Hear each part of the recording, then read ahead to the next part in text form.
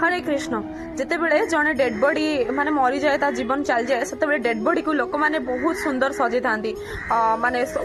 विभिन्न प्रकार सजे था तो से सजेले किसी मूल्य ही न थाए जदि ता आत्मा जाई सारे शरीर तक सजे कि लाभ कौन सेमती जदि आम जीवन में कृष्ण ना कि आम जीवन में धन संपत्ति स्त्री पुरुष सब किसी बैंक बालांस अच्छी आम जीवनटा भी डेथ बॉडी भली तो से दुर्योधन हीरो रु जीरो हो गला आ पांडव माने जीरो रु हीरो हो गले कहीं पांडव मान पाखे धर्म थिला संस्कार थिला कृष्ण थिले सबुठ बड़ जिन कृष्ण थिला माने कृष्ण जो